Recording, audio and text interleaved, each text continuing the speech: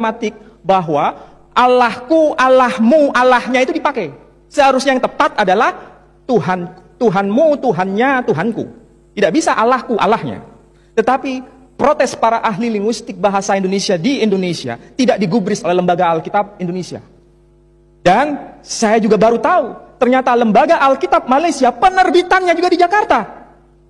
Jadi ini nampaknya ada link antara Indonesia dan Malaysia, kaum Kristen di Indonesia dan di Malaysia membuat link bahwa apa yang disebut Allah itu jangan dimaknai sebagai nama, disebut saja sebagai sebutan.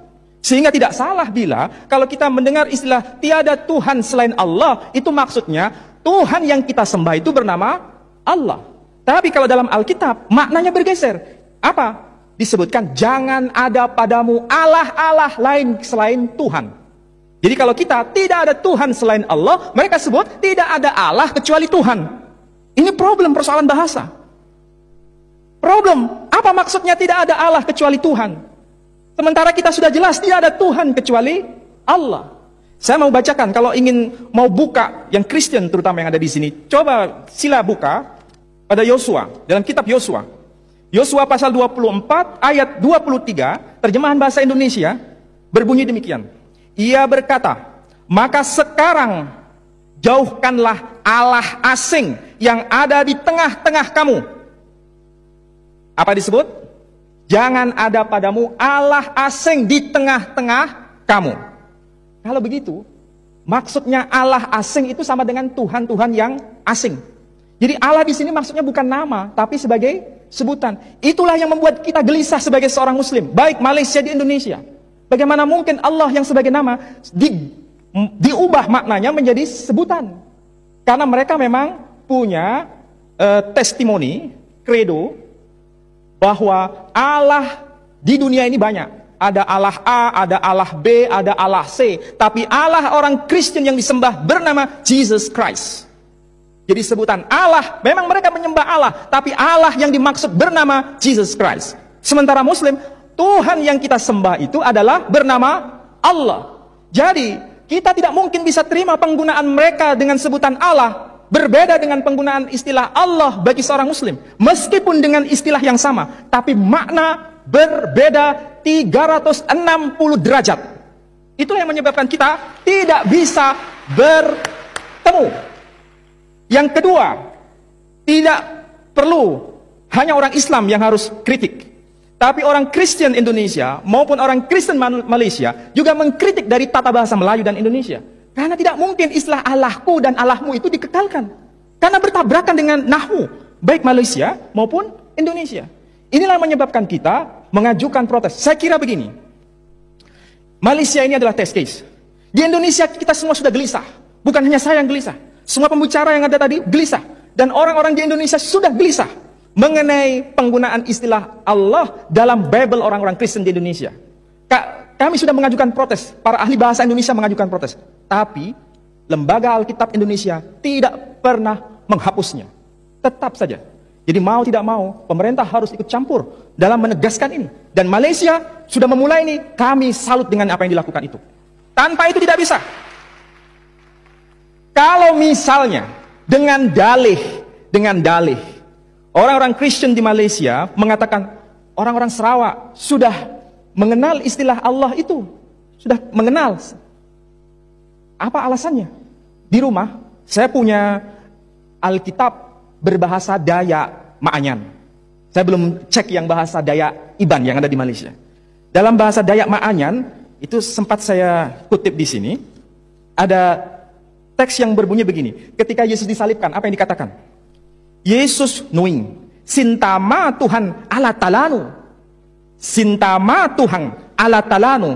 Anri sagalis seinu, anri sagalis amiru renu, nelang andri katulu akal budinu. Maaf, saya nggak bisa bahasa Dayak, tapi di sini saya sempat menemukan Tuhan Allah talanu. Berarti terjemahan ini memberikan konfirmasi bahwa orang-orang Dayak sebelum mengenal Bible ini, mereka sudah kenal Allah Talanu. Apa itu Allah Talanu? Allah Talanu berarti Allah Ta'ala milikku. Allah Talanu, Allah Ta'ala. Ini menandakan bahwa Islamisasi di tanah Dayak lebih awal dibanding Kristen itu sendiri. Oleh karena itu orang Kristen memanfaatkan istilah alat talanu dipakai oleh mereka. Ini adalah proses evangelisasi kepada orang-orang Muslim di tanah Dayak. Jadi orang yang mengatakan bahwa Allah sudah dipakai oleh orang-orang Kristen di tanah Melayu maupun di Indonesia, itu sebetulnya alasan yang tidak bisa dibenarkan. Justru ini adalah sebuah terjemahan yang tentu saja harus menghormati bahasa asli. Saya berani mengatakan di sini, orang-orang Kristen pasti merujuk pada teks asli. Teks asli umat Islam berbahasa Arab dan muncul kata Allah. Orang-orang Kristen mengakui bahwa teks asli New Testament, the New Testament, Perjanjian Baru, itu ditulis dalam bahasa Greek.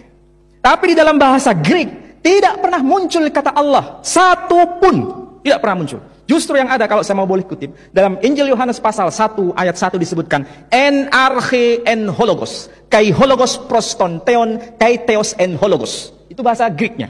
En arche, pada mulanya. Orang Malaysia mengatakan pada mulanya. Di Indonesia pada mulanya. En arche, en hologos adalah logos. Logos itu kalau bahasa kita sama dengan firman.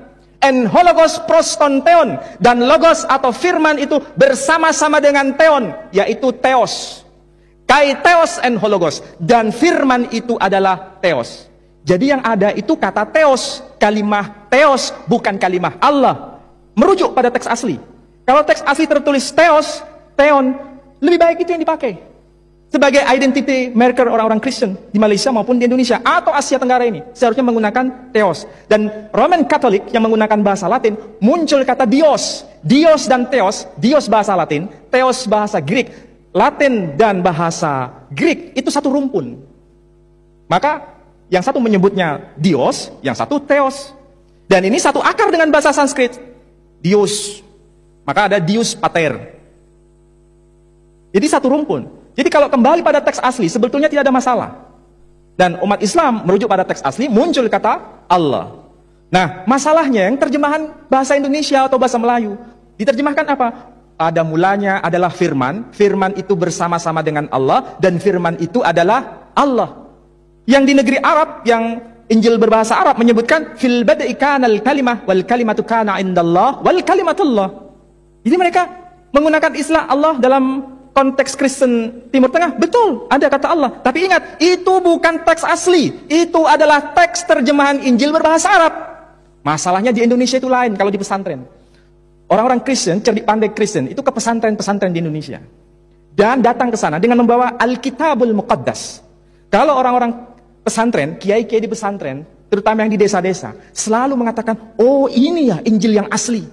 Mengapa? Karena mereka berpikir bahwa yang asli itu berbahasa Arab. Jadi dikiranya Nabi Isa itu berbahasa Arab. Padahal itu hanya terjemahan. Nah, inilah yang dipakai, kelemahan seperti inilah yang dipakai oleh orang-orang Kristen untuk melakukan evangelisasi melalui bahasa yang dikekalkan di kalangan mereka. Jadi saya kira di sini juga menjadi problem. Jadi mudah-mudahan kita mulai duduk bersama, tidak perlu hanya orang-orang Muslim. Kalau bisa, orang Muslim dan non-Muslim, terutama yang Kristen, mengadakan dialog. Bukan debat, tapi dialog. Untuk memperbincangkan persoalan seperti ini. Salah satunya mengenai kalimah Allah ini. Supaya sama-sama tahu. Kita selama ini tidak tahu Kristen itu seperti apa. Karena kita memang tidak pernah mengadakan dialog dengan mereka. Orang Kristen juga tidak tahu Islam. Juga karena tidak mengadakan dialog dengan kita. Tetapi kalau kita sama-sama dialog, tahu bagaimana Injil dan bagaimana Quran, ayo duduk bersama memperbincangkan ini.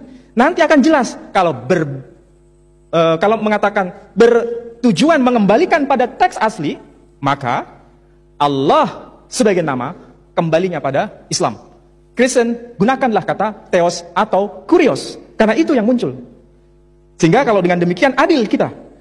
Tidak perlu ada saling curiga mencurigai. Muslim bisa toleransi kepada yang Kristen bisa toleransi kepada yang Muslim. Mudah-mudahan apa yang saya sampaikan cukup memberikan sebagai pengantar. Nanti kita bisa dialog lebih intensif, supaya kita bisa memperoleh pengetahuan baru mengenai hal ini. Saya kira apa yang saya sampaikan cukup sekian dan terima kasih atas perhatian.